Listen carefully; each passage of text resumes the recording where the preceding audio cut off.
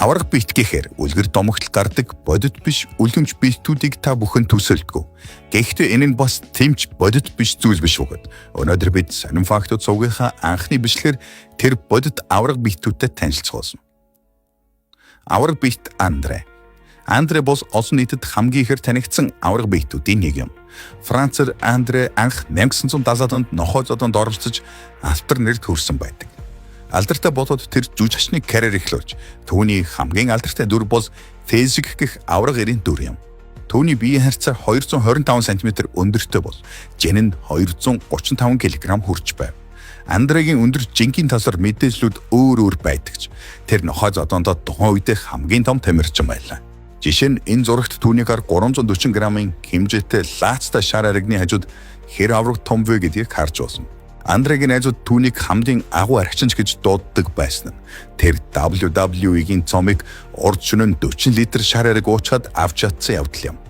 Андрeg барлуу уухаар явахад нь жирийн хүн шиг хувцалсан цагдаа нарч нууцаар дагдаг байсан гэх мэдээ бий. Ингэдэг болсон нь ч учир шалтгаантай. Нэг өдөр Андре уугаад тасрахдаа нэг залуугийн дээр тасарч байсан гэдэг. Тэр цагаас хойш цагдаа нар Андрег согтуудаа хэнийг нэг санамсаргүй алчхаас нь сэргийлж дагдаг болсон байна.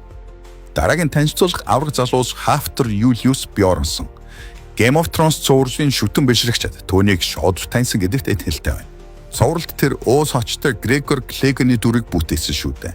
Энэ хочинч түүнд яг тохирох хоч бөгөөд Исландэр 185 кг, 210 см өндөртэй юм. Хафтер анхнаасаа мэдээж ийм аварга хэрэг байгаагүй. Тэр анх сагсчин байгаад өвдгөндөө гимплавч сагсаа орхиод аварга биет болох замналаа эхлүүлжээ. Харин одоо тэр 450 кг-ыг шахаж чаддаг хүчтэн болсон байна. Хафтер маш олон янзын хүчний тэмцээнүүдэд орж олон тооны шагнал хүртэж байсан нэг юм. 2017 онд тэр дэлхийн хамгийн хүчтэй хүн гэдэг тэмцээнд ороод 2 дугаар байр эзэлж байлаа. Чхвэ Хонгман. Чхвэ бол маш олон төрлийн авьяастай өмнөд солонгосын аварга биет юм. Гэхдээ тэр олон нийтэд өөрийн аварга биеэс гадна кикбоксч, хожимог тулаанч гэдгээр илүү танигдсан нэгэн. Чхвэгийн өндөр 2 м 19 см бол 150 кг жинтэй гэжээ. Ийм аваргын өөдөөс тусалдах ямар байх бол гэд төсөөлөд нэг үстэй. Түүний нэг өрсөлдөгч Чвэг тэр маш аюултай. Өвдгөн л гэхэд миний толгойн төвшөнд байсан гэж ярьсан байдаг. Тулаан гэдэг бол авьяаслаг аварга биетийн ердөөл нэг хэсэг. Тэр бас дуудуулж бүжиглэх дуртай нэгэн. Чвэ өмнөд солонгостой алдартай нэгэн бөгөөд олон янзын бүтээгдэхүүн үүсгэн байгуулсан нь залуу өөрийн аварга биеэсээ хөвтөж босох бүхэл ашиг шамыг хүртсэн гэжтэй. Одоо үзүүлэх аварга биет бол Оливер Рихтерс гэх Гассандер. Тэр бодибилдингийн түүхэнд хамгийн өндөр тамирчин гэгддэг байна. Оливер аимшигтай өндөр, гайхалтай хүчтэй нэгэн. Өндөр нь 2 м 19 см бол жин нь 140 кг орчим юм. Түүний аварга биеийг мэдхийн тулд өөр өндөр том тамирчтай хажууд хэрхэн харагдаж байгааг нь харахад хангалттай. Энэ жишээ нь түүний Мартин Форттой авахсан зураг нь байна. Мартин ч жижигхэн залуу биш бөгөөд 2 м 7 см өндөртэй аварга ирж түүний хажууд дүүш хэл харагдаж байгаа биз. Оливер өөрийн хэрхэн өөрчлөгдсөн үзүүлсэн харьцуулсан зургуудаа нийгмийн сүлжээнд постлох дуртай нэгэн. Аварга ирж жүжигчин болохыг хүсдэг гэсэн ч одоогоор тэр эх орондоо нэгэн махны чиглэлийн хувийн компанид ажилладаг гэв. Энэ нь бодибилдингийн тамирчны хувьд маш сайхан бизнес биш гэж юу. Хүссэн үедээ хүссэн хэмжээгээр уурга авч болох нь шүү дээ. Яо Мин. Түүнийг танихгүй хүн гэж бараг байхгүй үзээ. Тэр өөрийн аварга биеэр алдартай NBA-ийн тамирчин байсан юм. Яогийн өндөр 240 см. Тэгтээ тэргүй өндөр сагсчд талбай дээр хятад эрийн хажууд өөрсдөө жижигхнэр мэдэрдэг байсан гэхлээр тэр ямар аварга амтан байсан нь ойлгомжтой. Яогийн гэр бүлийнхэн бүгд л бас сагсчд байсанд багасаал амьдралынхын салшгүй нэгэн хэсэг бол сагсан бөмбөг байсан гэжээ. Тэр өөрийн заманжаа нутагтаа Шанхай Sharks багт тоглож эхлүүлсэн. Дараа нь NBA-ийн тамирчин болсон юм. 2002 онд Яо Хьюстон Rockets багт тоглож эхэлсэн байдаг.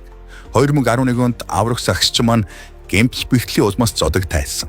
Тэр цагтаа хятадын хамгийн алдартай тамирчин байсан бол зодог тайлж нутагтаа ирээд хуучин бага худалдаж авсан юм.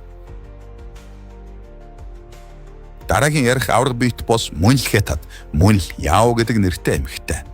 Яо Дэфэн бол бидний энэ бичлэгт гарах цор ганц эмэгтэй гэдгээрээ онцлогтой. Тэр дэлхийн хамгийн өндөр эмэгтэй гэж Гиннесийн номонд ч бичигдсэн байдаг. Яо 237 см өндөр юм. Эмэгтэй өвчний узмаас тэр дундаа тархины хавдрын узмаас энгэж өссөн. Өсөлт нь зогсохгүй байсан гэжээ. 11 настай охин багтаал тэр 188 см өндөртэй байсан гэхлээр ямар хурдтай өссөн нь харагдаж байна. Харамсалтай нь Яо босомж тааруу айл төрсөн учраас шаардлагатай эмчилгээ хийлгэж чаддаггүй байлаа. Яо Генесийн номонд бүртгэгдэж дэлхий даяар алдартай болсон даруйда жаахан ч гэсэн мөнгө хийх гээд автагаа өөр хотуудаар аялж өөрийгөө үзүүлээд хүмүүсээс мөнгө авдаг байв.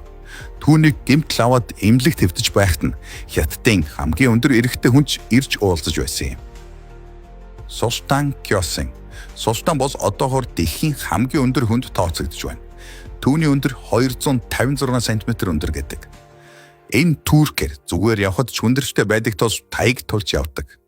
Тэр 10 нас хүртлээр жирийн өндөртэй байсан ч 10-аас хойш суг өсөж 28 наснаас өсөлтөнд зогссон байна. Түүний өсөлтөнд өөрөө зогсоогүй.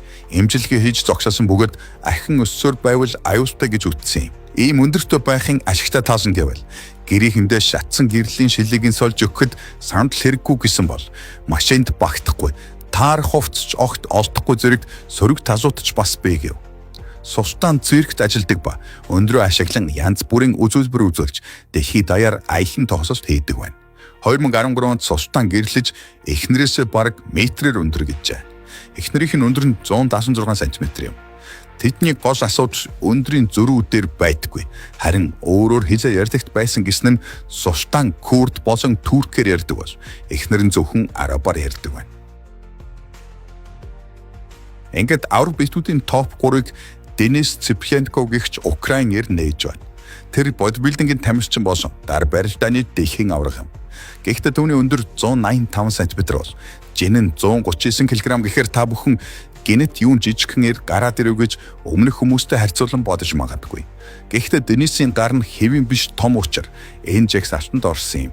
Денисийн зургийг харсан хүмүүс энэ бол бодит зураг гэдэгт итгэхээс татгалзаж фотошоптсон гэж боддог байна. Түүний шууны тойрог 24 см бол хоёр тожоот булчингийн тойрог нь 64 см гэдэг. Хоёрдугаар байранд Сажад Гариби буюу интернет орчинд Иран хаашг нэрээр алдартай болсон залуу юм. Түүнийг бас Персийн Херкулес ч гэдэг байна. Бочгар настай Иран залуу 155 кг жинтэй, 188 см өндөртэй гэжээ. Иран хаашгны цээжний хэмжээ авраг улаан модны өргөнтэй ижил гэдгээр нутагтай олонд гайхагдсан байна. Тэр Instagram-д өөрийн фотошоптсон мэт биеийн зургуудаа оруулж эхлээд алдартай болсон юм. Залуу маань өөрийн авраг бие илүү ойлгомжтой үзүүлэхийн тулд эд зүйлс барьж хавцуулж ахуулсан зургуудаа оруулдаг байлаа. Одоо харин бид хамгийн сонирхолтой хүнийхээ тухай ярихаас өмнө та өөрийнхөө өндөр жингээ эсвэл таньдаг авраг найзынхаа талаар гяс комент бичээрэй. Роберт Водлоу.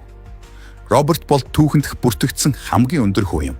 Тэр 1918 онд Иллинойс мужид төрж, Иллинойсын авраг биет гэж алдар нэрэнд түүхсэн нэгэн байв. Робертийн өндөр урд өмнө нь ямар ч хүнд байгаагүй үзүүлэлт болох 2 м 72 см төрж байсан гэжээ. Залуу амьдралынхаа турш өндрөөрөө онцорч байсан бөгөөд 8 настай хүү байхдаа 180 см өндөртэй ааваасаа ч өндөр болчихсон байсан гэхлээр үнэхээр гайхалтай байгааз. Харин Роберт сургуулаа төгсөх үедээ алидын 256 см хүрч байлаа. Тэр өндрөөс гадна 220 кг орчим хүнд жинтэй байсан бас дуртахгүй өнгөрч босхгүй. Гэвч Роберт ердөөс 22 насндаа хөлдөө авсан өрөвслөөсөө болж нас барсан байдаг. Одоо үед ч авраг биет Робертыг хүмүүс мартаагүй ба төрсөн хотод нь түүний өндөртэй дүүх хөшөөг босгосон байна. За ингээд авраг биетүүдийн талаар сонин фактууд цугийн анхны бичлэг дууслаа. Таалагдсан бол лайк харамгүй дараад захиалгад товчож гисэн дараа сонирхолтой баримтуудтай шинэ бичлэгүүдэд цаг хартал үзээрэй.